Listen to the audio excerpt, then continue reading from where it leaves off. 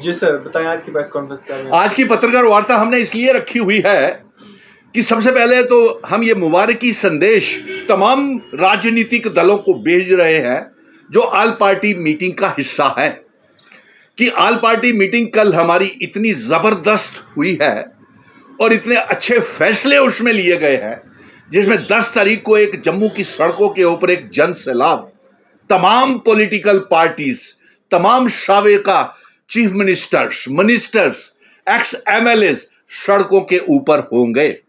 क्योंकि जिस तरीके से भारतीय जनता पार्टी ने 5 अगस्त 2019 के बाद हमारी रियासत का इल्हाक की शर्तें इंस्ट्रूमेंट ऑफ असेशन को पार्लियामेंट में तोड़ा, हमारी रियासत को तोड़ करके मामूली सी यूनियन टेरिटरी बना दिया, हमारी आइडेंटिटी, कल्चर, डेमोग्राफी, इतिहास के ऊपर हमला किया और उसके बाद हमने एक ऑल पार्टी मीटिंग का गठन किया।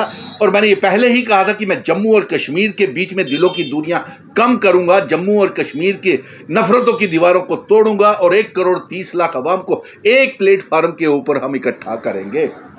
और यही नहीं, मैंने आप लोगों से, ये पत्रकार मित्रों से ये भी कहा था कि मैं जम्मू और कश्मीर के तमाम पॉलिटिकल लीडर्स को एक प्लेटफॉर्म के ऊपर आएंगे। और उसको कल आपने देख लिया कि जो हमारी बैठक हुई, एक कामयाब बैठक हुई ऑल पार्टीज मीटिंग की और तमाम पॉलिटिकल पार्टीज के नेता उसमें थे। और देखिए, भारतीय जनता पार्टी इतनी डरी हुई थी कि होम मिनिस्टर साहब का यह बयान आता है मीटिंग होने से पहले ही कि Jammu Kashmir abrogation of article 370 के बाद बड़ी ऊंचाइयों में पहुंच गया है, बहुत ग्रोथ हुई है।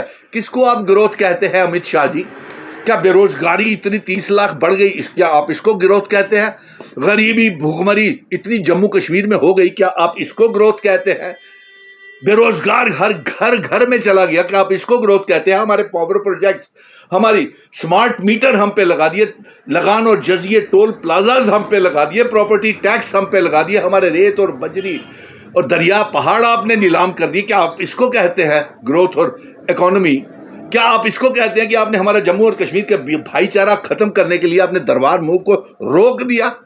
और फिर उसके साथ देखिए, इस मीटिंग को, हमारे ऑल पार्टी मीटिंग को डर की वजह से लेफ्टिनेंट गवर्नर भी अपने सुझाव देना शुरू करके, सुझाव नहीं, वो कहते हैं कि प्रधानमंत्री जी ने जम्मू कश्मीर का डेस्टिनी बदल दी है 370 को तोड़ करके, यानी कि चेहरा ही जम्मू कश्मीर का बदल दिया। वाकई साहब, आपने चेहरा बदल दिया जब आपने हमारी आइडेंटिटी, कल्चर, डेमोग्राफी, इतिहास सब मिटा दिया, 200 साल पुरानी रियासत को तोड़ करके मामूली सी यूनियन टेरिटरी बना दिया, हमें बर्बाद कर दिया। तो हमारी डेस्टिनी तो आपने बदल दी। और सबसे ऊपर सबसे बड़ी बात यह है कि आज पत्रकार वार्ता हमने इसलिए भी की है कि एक प्रदेश अध्यक्ष रविंदर रैना और मेंबर पार्लियामेंट जुगल किशोर और ex deputy chief minister doctor Nirmal Singh बैठ करके पत्रकार वार्ता कहते हैं और हमारे इस ऑल पार्टीज को गद्दारों का टोला कहते हैं।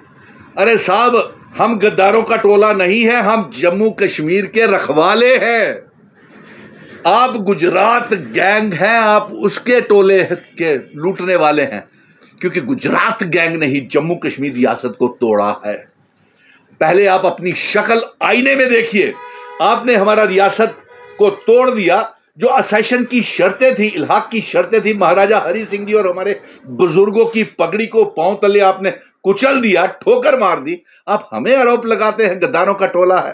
पहले अपना शक्ल आईने में देखिए, अपने गिरेबान में देखिए, तब आपको पता चलेगा। और जिनकी आप बात करते थे, जो पत्रकार वार्ता में अपने आप को हरिश्चंद्र दिखा रहे थे, अरे सबसे ज्यादा जमीनें तो उन्होंने लूटी हुई हैं, सबसे बड़े बैंक्स के डिफाल्टर तो वही पत्रकार वार्ता में बैठे हुए थे, और सबसे बड़ा तो डोगरे। अरे आप किस चेहरे के साथ? देखिए, चुनाव ये करवा नहीं रहे, चुनावों का यहां तक ताल्लुक है। चुनावों में जाने के बाद पहले कहते थे रियासत देंगे, चुनावों के बाद अब ना चुनाव और ना रियासत। हमने तमाम पॉलिटिकल पार्टीज को इकट्ठा किया और अमित शाह की क़यादत में बैठक होती है और उसमें जेपी नड्डा जम्मू के मेंबर पार्लियामेंट और प्रदेश अध्यक्ष और एक्स एमएलए मिनिस्टर्स होते हैं।